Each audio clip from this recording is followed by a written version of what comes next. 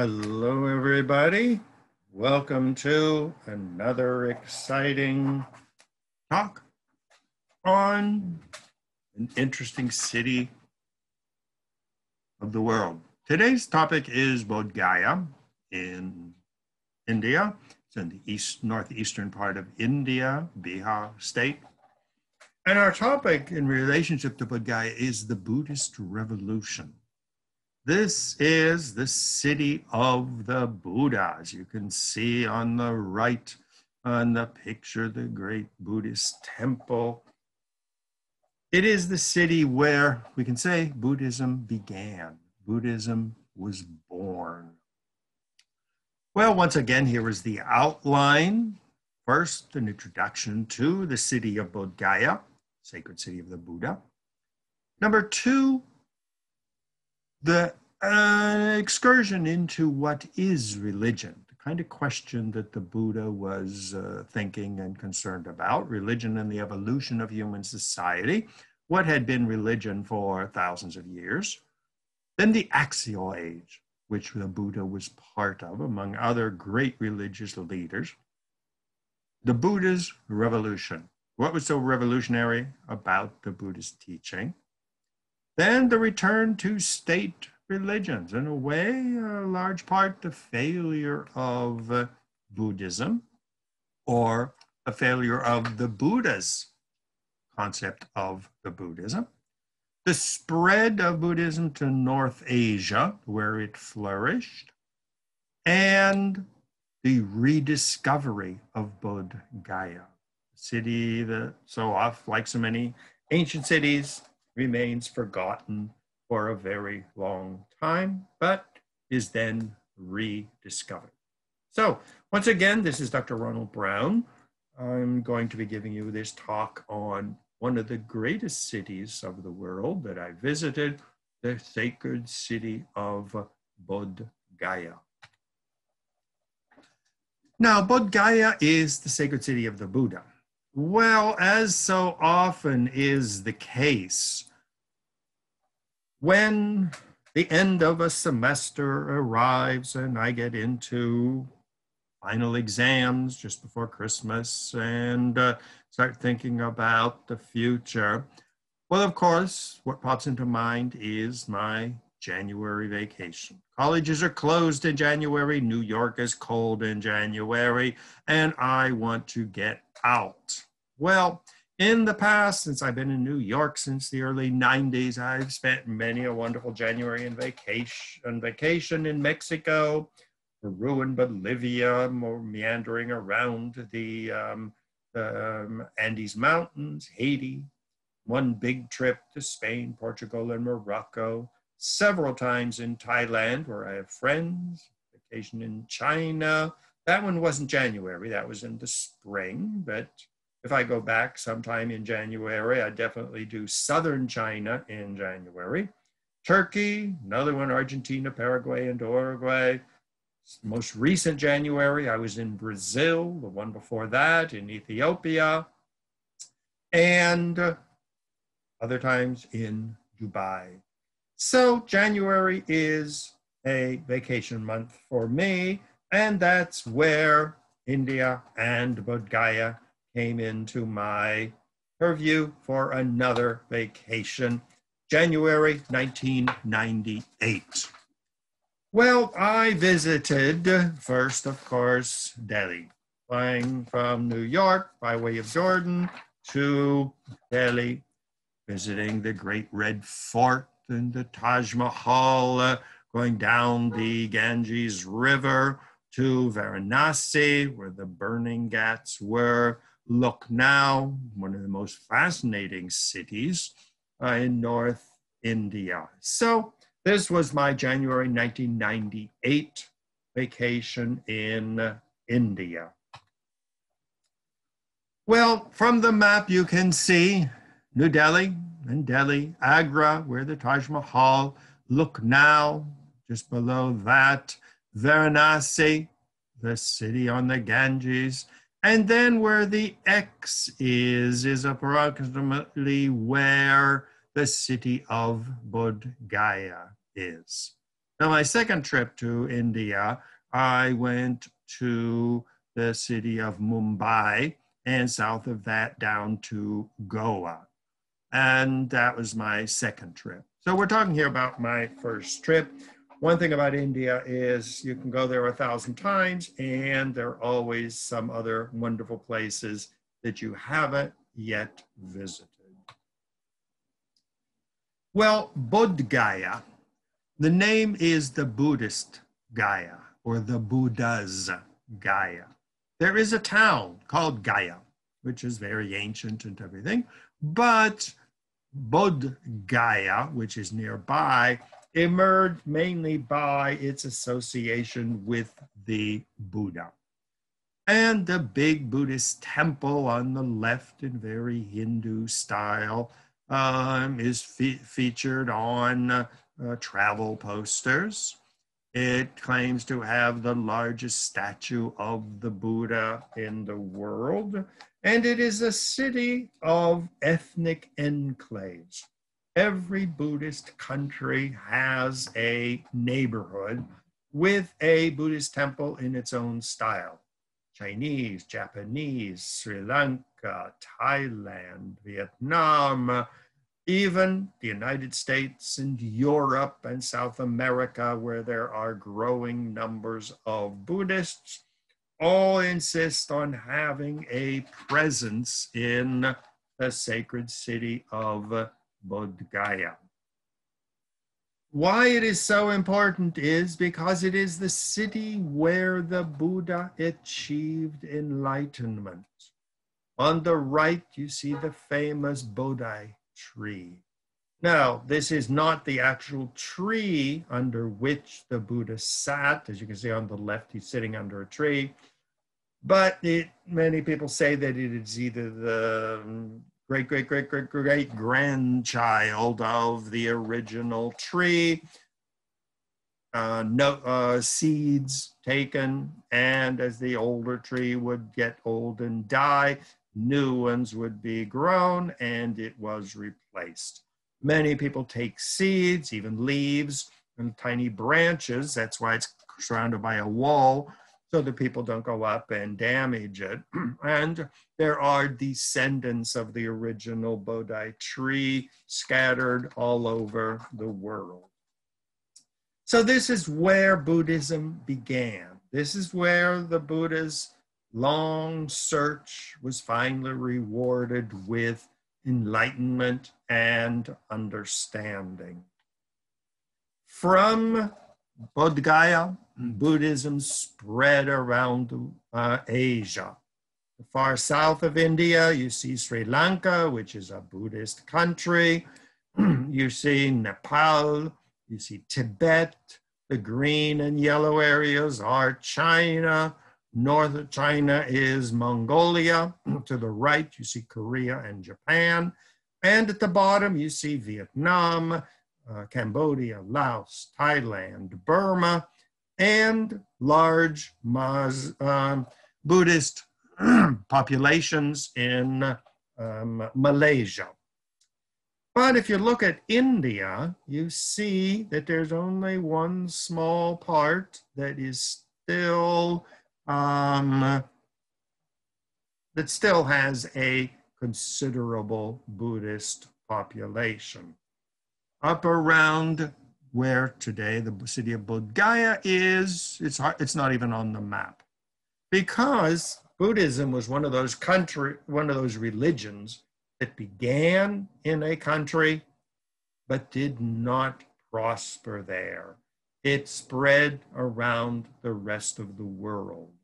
Very similar to Christianity, which began in Palestine with a Jew, Jesus, and early Jewish followers, but was never accepted by the majority of the Jews and spread around the world and flourished in Europe, in the Americas, and now in Africa. On the right, we see one of the outposts of Buddhism, and this is the Canal Street Mahayana Buddhist Temple, which is Chinese Buddhists, right here in the middle of New York City. Now let's step back and analyze a little bit of the history of religions and then put Buddhism in its proper place. Well, in the middle, you see me, and that is on my trip to Ethiopia. And Ethiopia is the location of the famous Rift Valley, where the earth is literally opening up and it is revealing fossils and remnants of our earliest ancestors, one of which is Lucy, given the name.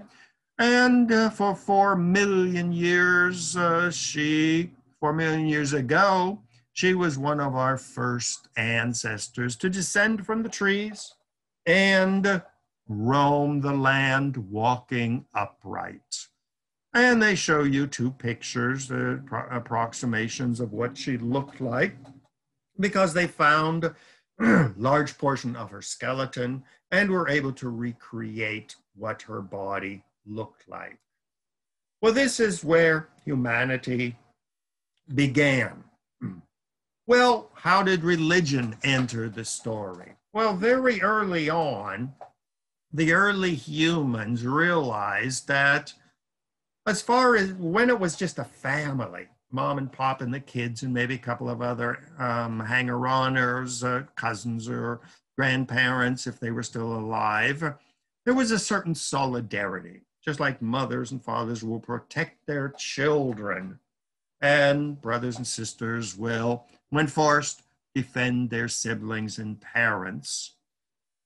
As society started growing, they realized that they needed more than just family bonds to unite people and to achieve social solidarity, cooperation. If you had a bunch of people, such as on the left, cavemen, we would call them, and they were going to go hunting for a wild boar with a big lethal horn on its nose, you needed more than 1 or 2 people. You needed to cooperate. You needed then to distribute the meat between those who had cooperated. Those who got a piece of meat would take it back to the village. They would throw it in the common pot, and that was dinner for the extended family. Well, to get this cooperation, people needed a reason to cooperate, not just somebody off the street.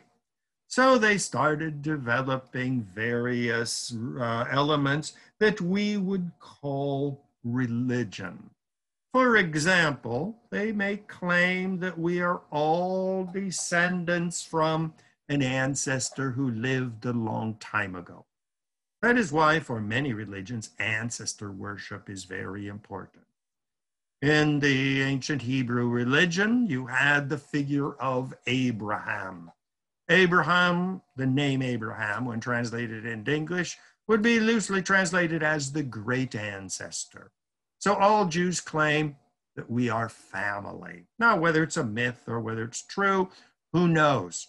But we all believe that we are descendants of an ancestor. So you start developing legends of floods and wars and God coming down and creating the first people, giving the ancestor great powers. You develop priesthoods of individuals who can mobilize the masses and lead them to victory.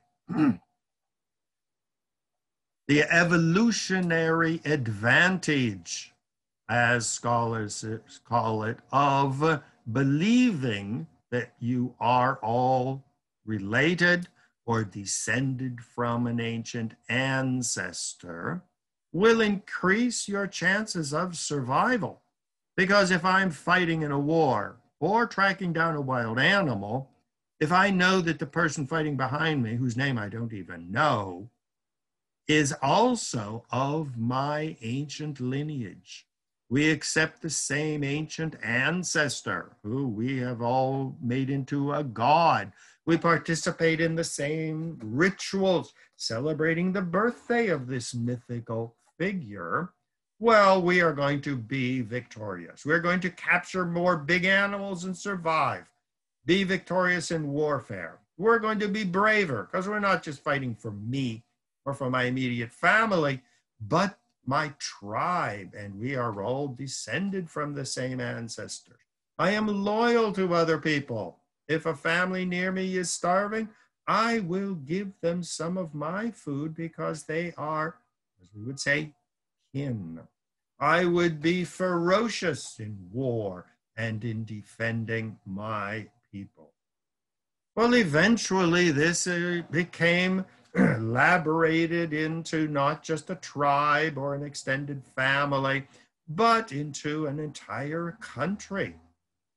If France was loyal to its Catholic roots, well, when Joan of Arc emerged and claiming I'm fighting for God, the Catholic God, of course, and country, the French country, of course, I will mobilize the people in defense of our God and our country, and we will be victorious over the English. So St. Joan of Arc is a perfect example of this merging of religion and the collective, the tribe, the state, the nation, or the empire.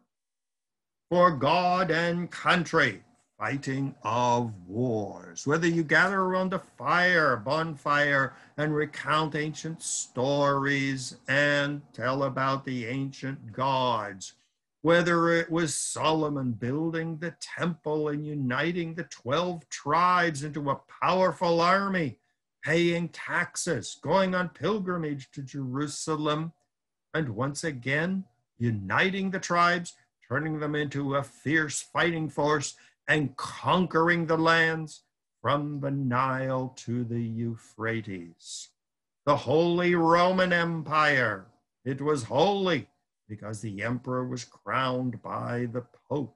It was Rome looking to the Pope, and it was the empire for God and country. On the right, we see Muslim worship. Lined up like soldiers ready to march off to the battlefield, paying their zakat, their tax, going on pilgrimage to Mecca, speaking the sacred language of Arabic, reading the sacred book of the Quran. So whether it is some type of mythical commemoration of the animals they have killed on the cave wall in southern France, or whether it is the modern notion of for God and country, the merging of religion and politics is deeply rooted in human history and even the human psyche. Why do we have in the United States one nation under God in our Pledge of Allegiance? Why do we have in God we trust on our money? Why does the president take the oath of office on a Bible? Once again, even though we have separation of church and state, freedom of religion, still religion and politics are somehow inextricably bound together. Social order is one of the goals of most world religions. Whether it is on the left, you see the emperor at the top and the slaves at the bottom. This is the Pyramid of Confucianism. Now, of course, in Confucianism, there's no God.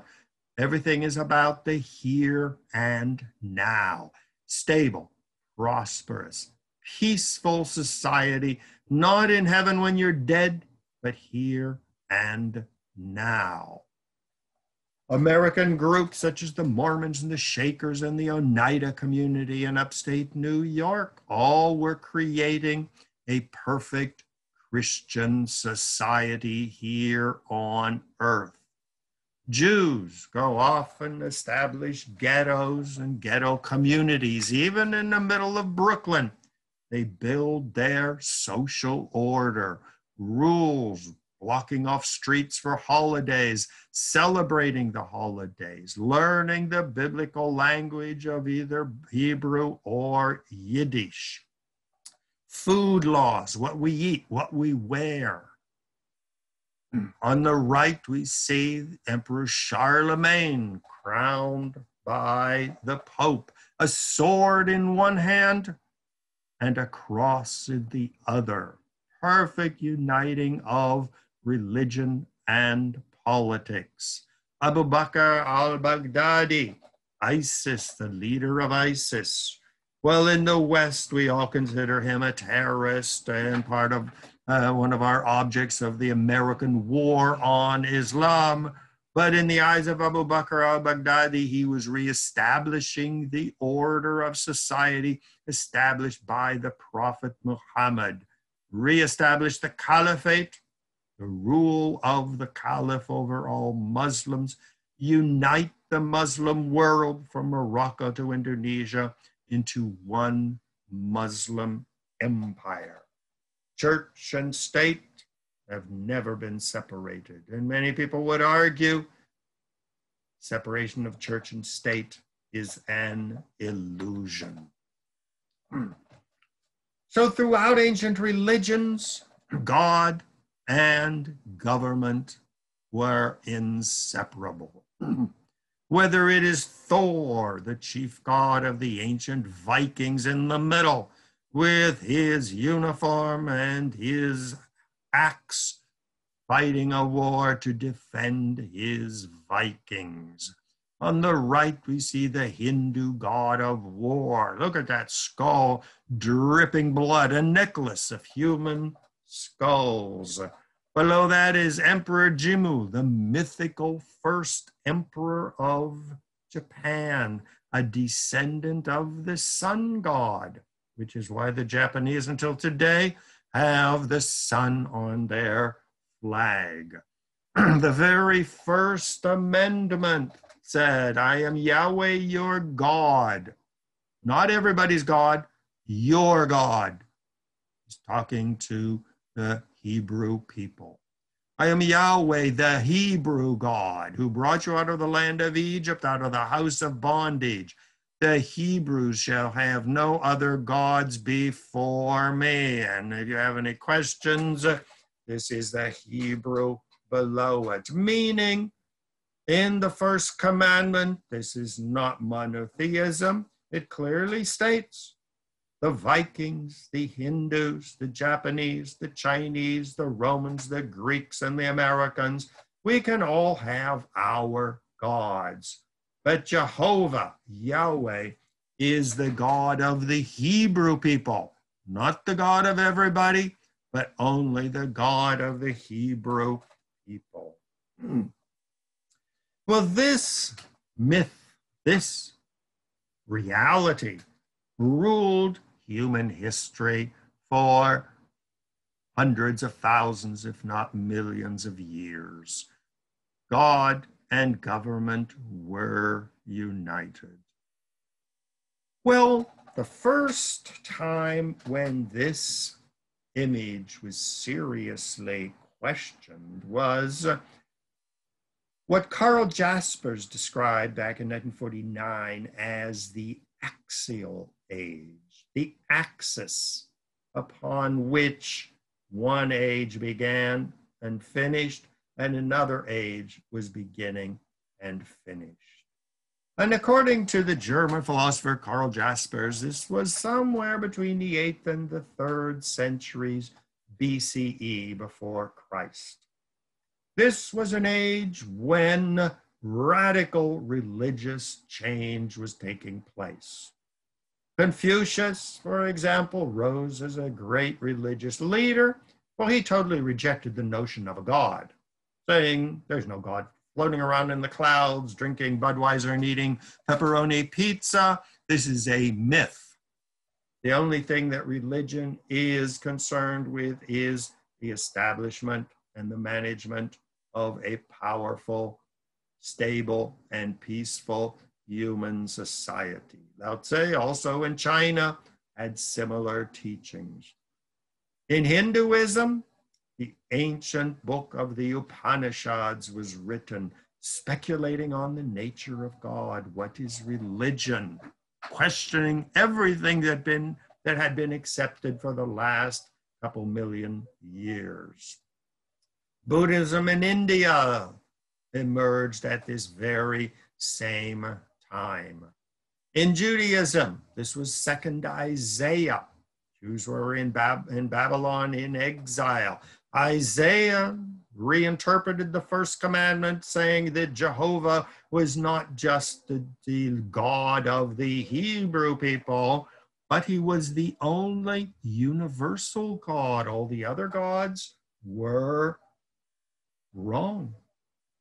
Major revolution in Judaism, a universal approach to Judaism. He said, forget our temples and animal sacrifices and priests. Judaism became studying the Torah and rabbis. In Greece, Homer and Plato were speculating on the relationship between religion and society. In Persia, Zoroaster came to its culmination, strongly influencing both the emerging Jewish religion and eventually the Christian religion. So this was the age of the Buddha. Now, for Buddha, he started asking serious questions. Now, the Buddha, of course, was a devout Hindu. He had lived his whole life as a good Hindu, followed all the rules, all the regulations, but he started asking serious questions. For example, in Hinduism, you had the divine social order. The priests were at the top, the warriors and kings next, merchants, landowners next, peasants and commoners next, and of course below was the outcast, the untouchables. Well, the Buddha started speculating, is that what religion is about? Thousands of gods and rigid social order? Or is there something more to religion? And he started getting curious, saying maybe religion shouldn't be about just society, but maybe about the individual, about me. Where is me in this social order? I am invisible. I'm a member of a caste. I don't exist. Well, Hinduism had been for centuries. Hinduism claims to be the oldest religion in the world, continuously existing. Emerged thousands of years ago, plethora of gods growing up in India, merging the Aryans from the north, the Dravidians from India, and other invading tribes, creating a religion which today we call Hinduism. But like all ancient religions, Hinduism was a religion of the collective. It was a social pyramid. Person, individual, didn't even appear on the social pyramid. It was only groups. Hinduism had its war god, a vicious-looking creature with weapons, and it spread vibrant religion from the whole way. If you look at the picture at the top on the left, from Afghanistan, Pakistan, India, the whole way down to South Asia, Vietnam, Indonesia, Malaysia, and even up into the Philippines. So Hinduism had a great cultural influence. The social pyramid, the rule of many, many different gods, the supreme god of war defending Hinduism. So Hinduism emerged like all the other ancient religions. It was a religion of society with very little concern for you and me, the individual. Well, of course, the individual was part of the religion. Since time immemorial, people started asking questions. Why am I here? Where did I come from? Where am I going? questions of birth. Women would say, how do I get pregnant?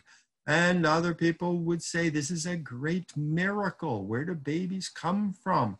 I can't get pregnant. I pray to a certain God to make me pregnant. The rain, the sun, the stars, who created these? Where do storms and lightning come from? Is a tree a conscious being?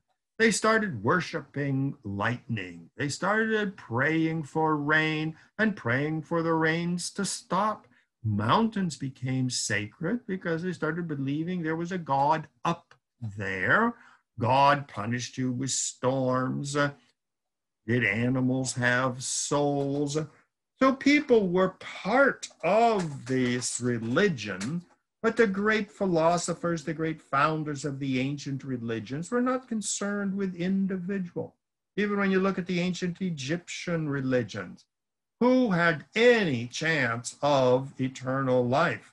It was the Pharaoh. I mean, he was royally buried in a tomb with pyramids and sculptures, many thousands of servants and slaves and wives and concubines were locked in with him. He took food on his long journey, but only the elite stood even a vague chance of having some type of immortality or living on. The average individual serf or peasant or slave in Egypt or Babylon or Israel or India or China was totally ignored by the major ancient religions of the world. Well, the Buddha was going to shatter all of this.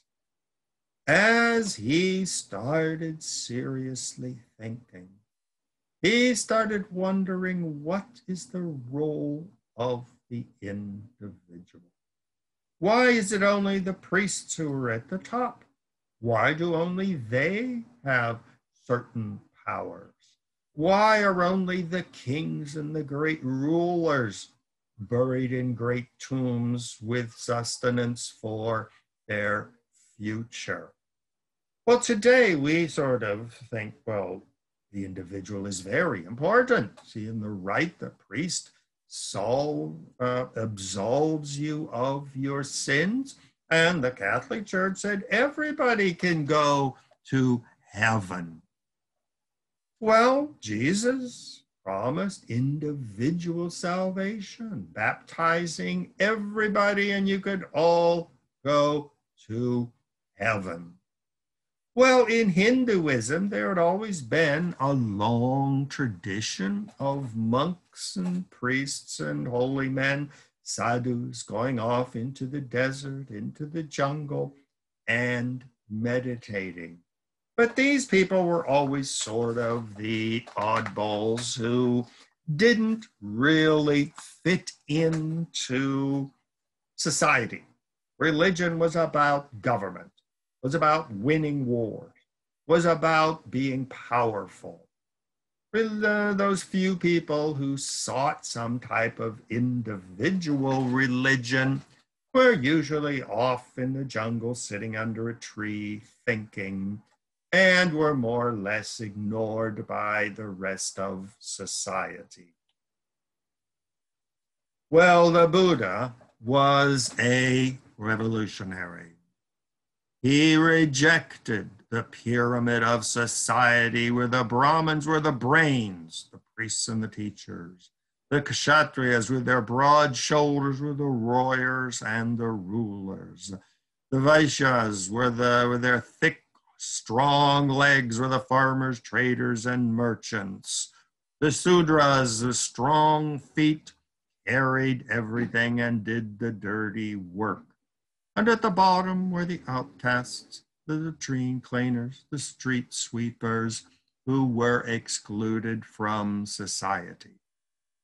Well, eventually the Buddha said, there is no place in this view of society for the individual or for me. He ended up rejecting his Hinduism that he had grown up with. He rejected the plethora of gods, the thousands of gods in Hinduism, and the complex rituals that he had grown up with. He rejected them and said, I am going to chart a new path. The Buddha's revolution, isn't that, can clearly be called a revolution. As the other great teachers of the axial age would agree, he was one of the great revolutionaries of that age. And his contribution, his revolution, was saying religion is no longer a social institution. It is an individual quest. Well, Sidhartha Gautama, born approximately 483 and died around 400 BCE, was born the son of a king. He inherited the throne of his father. He married, and like any good Hindu, they produced a son. And you see the picture in the middle with him with his little son, his heir. Well, the story of his life and how he reached enlightenment or understanding is portrayed in every Hindu temple and especially every Buddhist temple, because many Hindus still consider the Buddha a great Hindu. And so you see on the right one of the typical cards or posters that you would see in temples portraying the life of the Buddha in a series of circles going around the bottom, showing him dying. And just beside that, you see him being born as the child of a king and a queen. Now, his life is portrayed not only in big posters, but every event of his life is chronicled. First, you see him in the top left, going in and seeing his son and his wife for the last time before he abandoned the castle, abandoned his family, abandoned his life as a king. Below that, you see the famous legend of him getting on his horse and his horse being carried silently through the stone streets of the palace, out the gate, so silently that it didn't even waken the palace guards, or another of these legends or myths of the life of the prophet, Buddha. At the top again, you see him cutting his hair. Once again, the sign of renunciation. Now, long hair doesn't make you seem, what's that all about? Well, cutting your hair, think of Samson. His hair was his strength. Think of a Catholic monk entering a monastery, cutting his hair. Think of a Catholic nun or Orthodox nun going into the convent, cutting her hair. Hair is beauty. Hair is power. Hair is a symbol of wealth, of power, of attractiveness, of worldly concerns. Well, he spent years roaming around, going from teacher to teacher, trying every spiritual path which he could find, spending months studying with a guru or a teacher, going off into the jungle and meditating solitarily. He would fast for weeks at a time, but with no success. He wasn't getting anywhere. His path to enlightenment is another theme that you see very often in Buddhist temples. The two pictures here show a path, show him progressively moving ever upward until he finally reaches enlightenment. Every image in these pictures have a meaning. At the bottom, you see his family palace. And at the top, you see him sitting, meditating, and achieving enlightenment. On the right is another common picture of him sitting, meditating, and achieving enlightenment. Well, enlightenment, as you look at the picture closely, you see a tree behind him. This is Bodh Gaya, where he realized what the goal of religion was. It was not to worship gods. It was not to perform empty rituals. It was not to study sacred books. It was not to wage war. It was not to build empires, to crown kings, but it was to escape all of these obstacles to perfect understanding.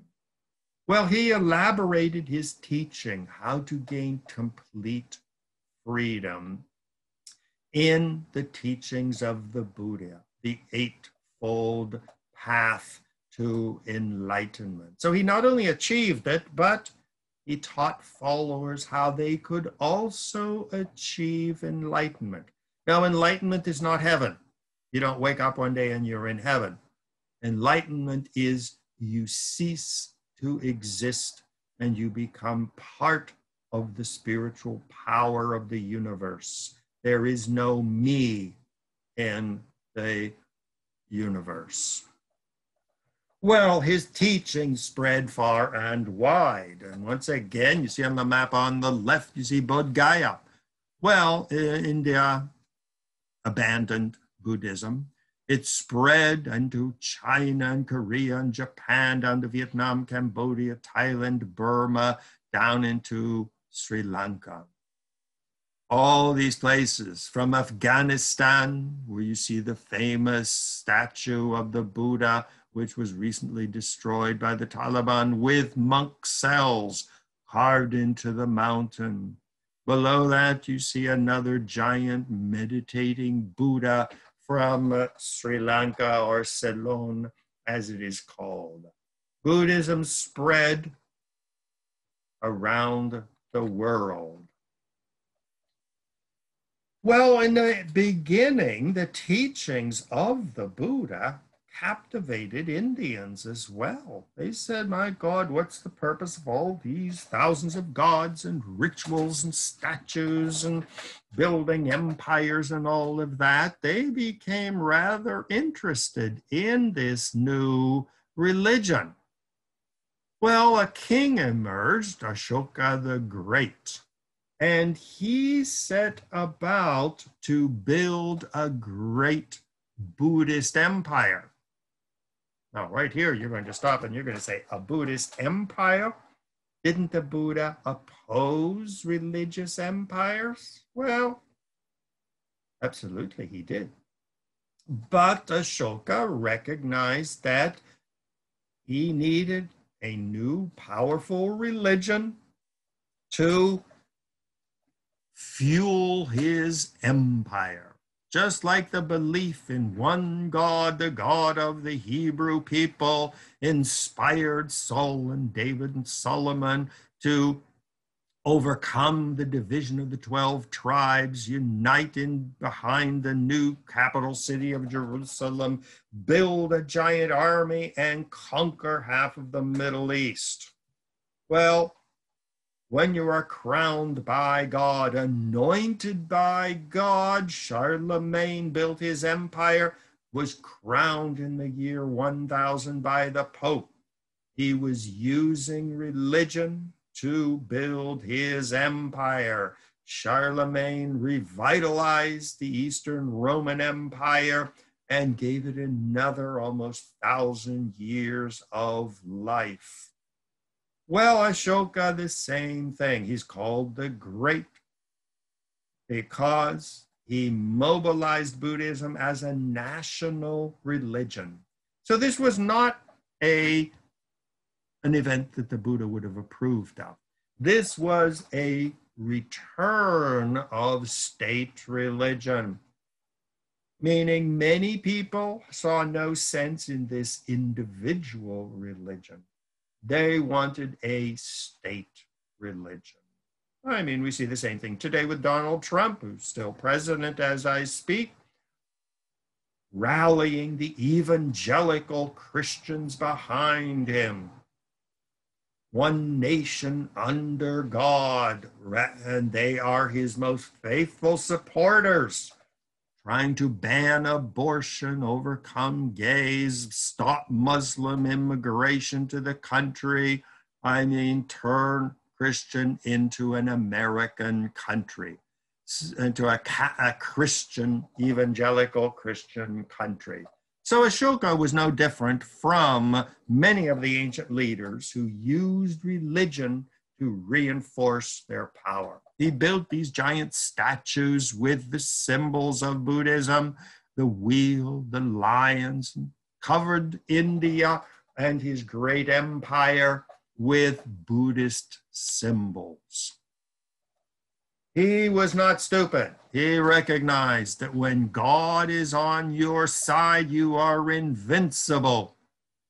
If you are the emperor and you are the leader of the Buddhist movement, loyalty to Buddhism is the same as loyalty to the state.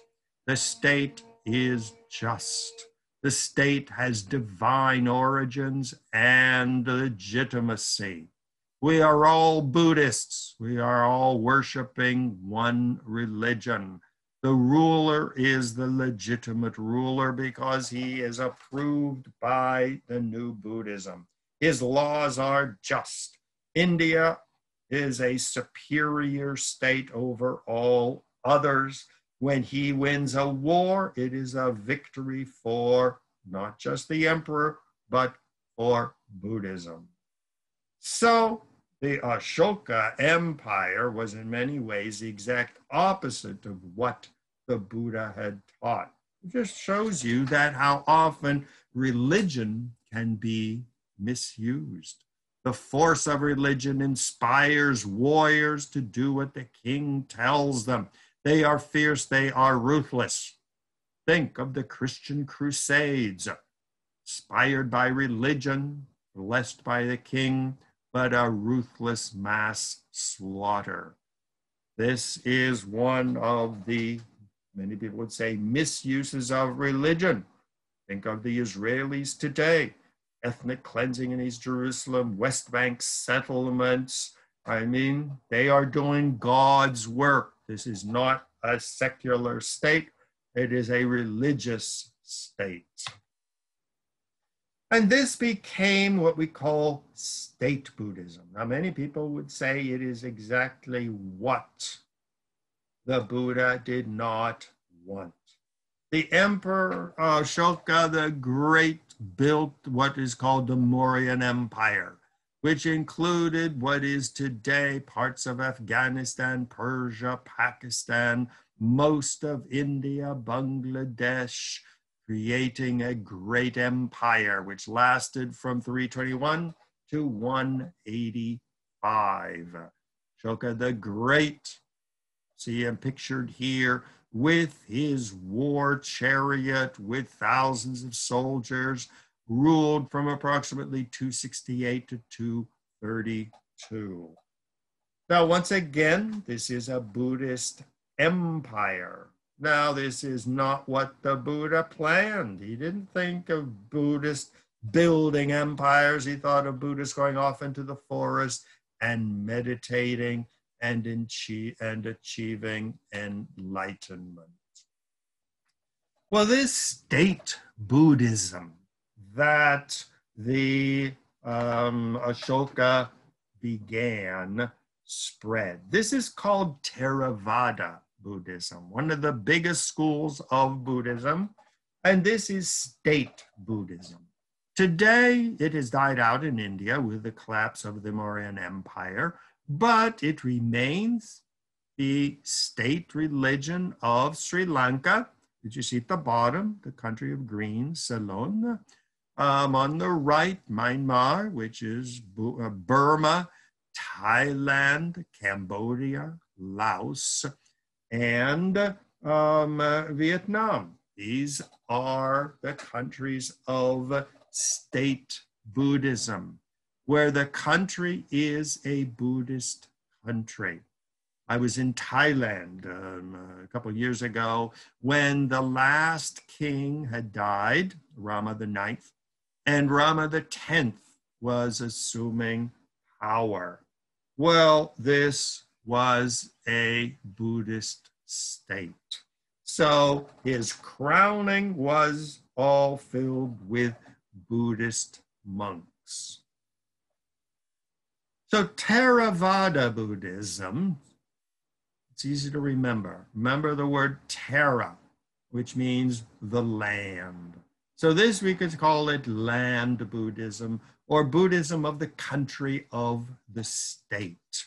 And on the right, we see the last Buddhist emperor of Thailand, Rama the Ninth, shortly before he died.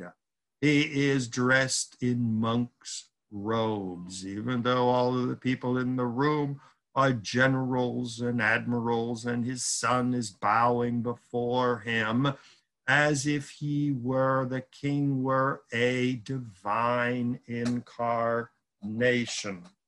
And so in Theravada Buddhism, Buddhism and the state were one, the very thing that the Buddha opposed. And here we see again the new king on the throne, surrounded by religious objects, and even his wife is forced to lay on the floor before him. This is militant Buddhism. Time magazine, you see on the right, Buddhist terror, the expulsion of almost 1 million Muslims from Burma. Make Burma great again. And what does that mean? Get rid of all non-Buddhists, whether they are Muslims or Christians or anybody else. The middle on the bottom, you see the soldiers taking the Buddhist monks in southern Thailand on their round to collect food. Southern Thailand is overwhelmingly a Muslim province, but the government is building giant Buddhist temples right across the street from the mosque, putting giant statues of the Buddha, which is idol worship in the eyes of Muslims, to show them that Thailand is a Buddhist country. See on the left, Rohingya is not Myanmar ethnicity, meaning the Muslim Rohingyas are not Buddhist Myanmar groups. They should be expelled or killed. So this is one of the developments of the Buddhist teachings which emerged from Bodh Gaya, but were eventually abandoned in the name of Theravada Buddhism or state Buddhism. Well, Buddhism continued to expand not just in South Asia and Sri Lanka, but north into China, Korea, Japan, and down into Vietnam. Well, when Buddhism got to these countries, the situation was very different. These countries already had ancient, long-established empires. In China, Confucius was the ideal for the state. And in fact, you see the pyramid below. This is the Confucius vision of a stable, perfect society. The imperial family at the top, nobles and officials, peasants, artisans and merchants, and slaves at the bottom. One of the many Confucius says, quotes, "To be wealthy and honored in an unjust society is a disgrace. Wealth and honor are not the goals to be sought. A just society is the goal of Confucianism. Well, you had the same thing in Korea, which was Confucianist, Japan, which was Shinto. So why did Buddhism appeal to all of these people? Well, it was in China, Korea, Japan, and Vietnam that Buddhism really flourished as an individual religion. Because Confucius had already established a stable society in China. China was functioning. It didn't need a new religion, but it was a social religion. Confucius was asked once, what do you think of God, or do you believe in God? And he said, I have enough problems to worry about here on this earth without speculating about gods and other spiritual entities, whether they exist or not. He couldn't care less. His goal was to create a perfect society here on earth. So when the first Buddhist missionaries started arriving, the Chinese people were sort of totally Confucianist, accepting society and the goal of society as their earthly goal. But the idea of a spiritual element in religion, an individual element, appealed to them. So if you look at the pyramid, you see the imperial family, nobles, peasants, merchants, artisans, and slaves. But there was no individual there. So what happened is the Chinese, as far as government was concerned, followed the teachings of Confucius. But as far as individual religion was concerned, they followed the teachings enunciated by the Buddha in Bodh Gaya. In Japan, the same thing happened. Shinto was the way of the gods in Japan. Well, Shinto doesn't really have gods. It's like Confucianism. They use the word God, but what they really mean is creating a strong, stable society. And so when the Buddhist monks arrived and started teaching individual enlightenment, the Japanese said, sure, Shinto rules society. Buddhism rules the individual. So sort of to adapt the old Christian formulation, you could say that render to Shinto what belongs to Shinto, and to the Buddha what belongs to the Buddha. The state belongs to Shinto, spiritual enlightenment, personal religion belongs to the Buddha. So in Japan, you could be Shinto and Buddhist same time. In China, you could be Confucianist and Buddhist at the same time because they filled two different needs. So very gradually, China and Japan, Korea, Vietnam became the major centers of Buddhism. But it was an authentic Buddhism, a Buddhism of the spirit, of individual enlightenment. The monks were not out carrying submachine guns and killing minorities and concerned about the state and government. They were concerned about spiritual individual religions. Now, the most elaborate form of this Mahayana Buddhism of China and Japan and Korea and Vietnam was Zen Buddhism, as we call it in English. And Suzuki, D.T. Suzuki, was a great teacher of Zen Buddhism in the United States back in the 60s, a great writer. And he firmly established the Buddha's teaching. The root of suffering is attachment. The true Buddhist must not be concerned about money. That's not his concern, because you have it one day, it's gone. It is an impediment to enlightenment. You become so concerned about more and more and more money, and as Bernie Madoff will testify, when is enough money ever enough money. Fame and glory. I mean, Donald Trump thrives on fame and glory and power. But will he ever have enough? He will not. People are attached to family, having children, raising children, preparing their children for the future. The Buddhists would say that is a distraction. Remember, Jesus said, leave your wife and family and kids and come follow me. So Zen Buddhism is very similar to the teachings of Jesus. Zen Buddhism would say, don't get involved in a nation and states and government. What did Jesus say? Render to Caesar what is Caesar, and to God what is God's. My kingdom is not of this world. The Buddha would have agreed. Power and glory, possessions. I mean, how many cars can you possibly own and be happy? Do you ever achieve perfect happiness with possessions? Even the afterlife. Oh, these Christians running around praying, oh, I'm going to be in heaven, suffer in this world, have a miserable life, because when you die, you're going to go be in heaven, you're going to float on a cloud and all the Budweiser and pepperoni pizza you could possibly want. Well, Buddha said that is an illusion.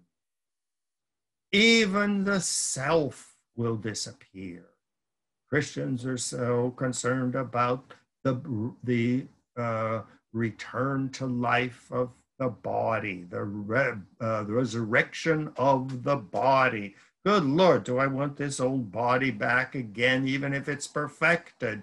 I'd much rather have no body than to have a body like this. And so the Buddhists say there is no afterlife for the individual. You cease to exist, you become part of a greater whole, like a drop of water in the ocean. You contribute to the glory of the ocean.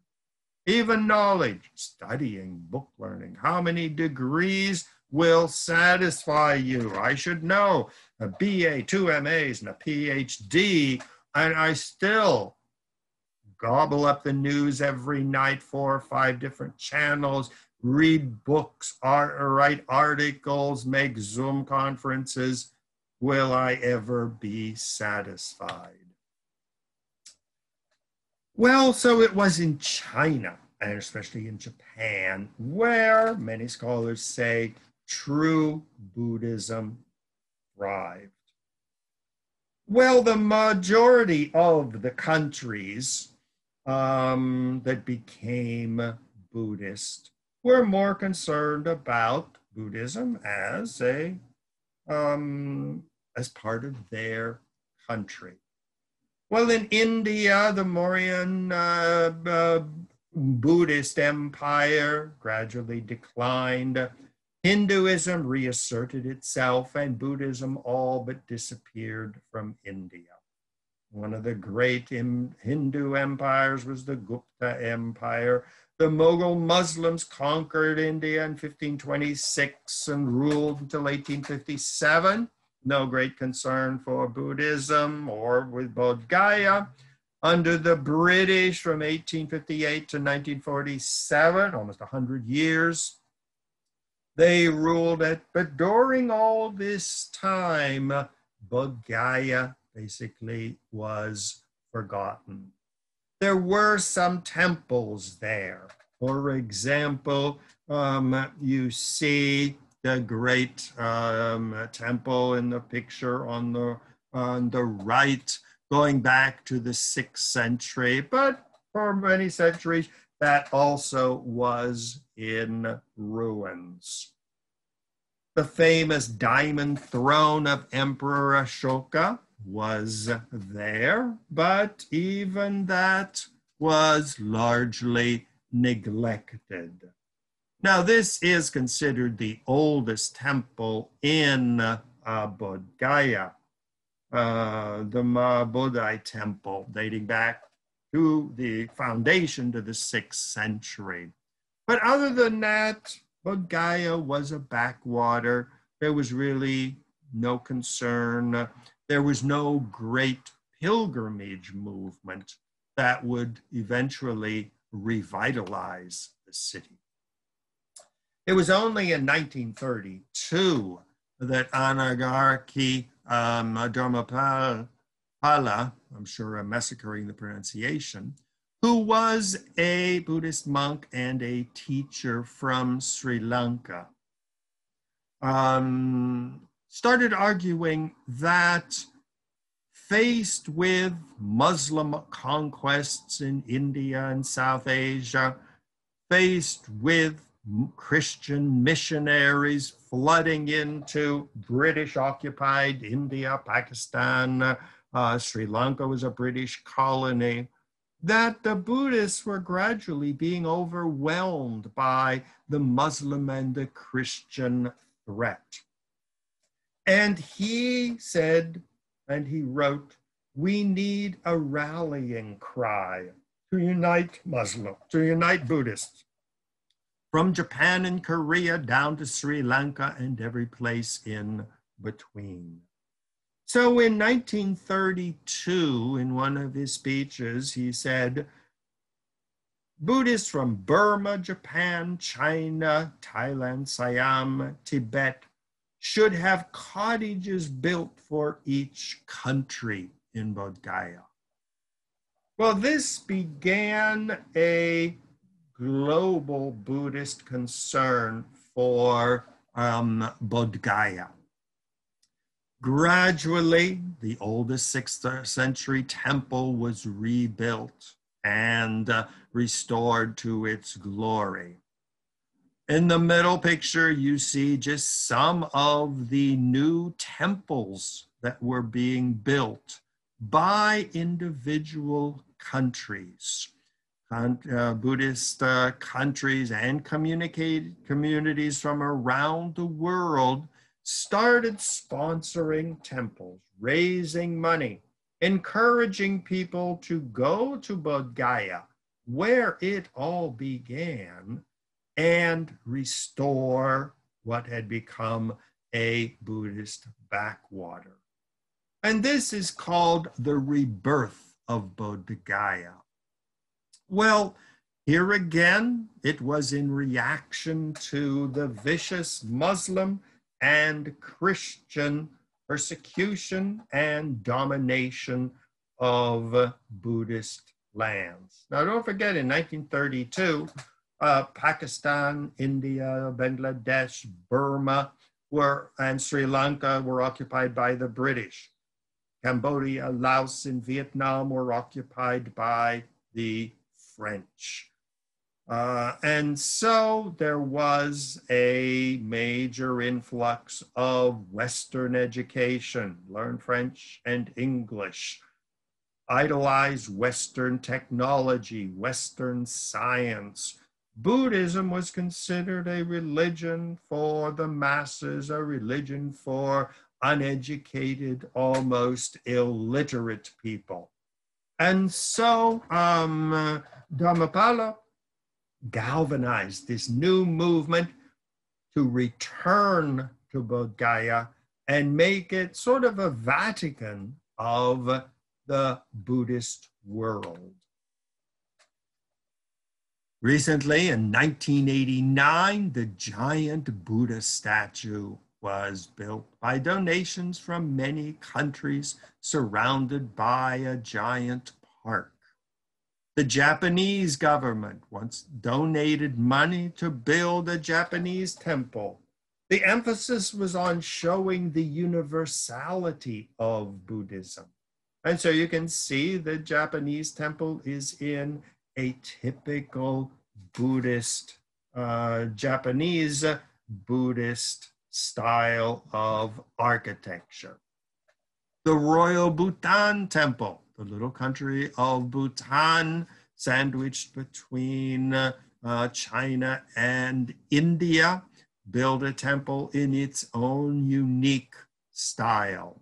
The Royal Thai Temple, typically Thai architecture with the upturning eaves and the many successive arched ceilings with emphasis on white and gold.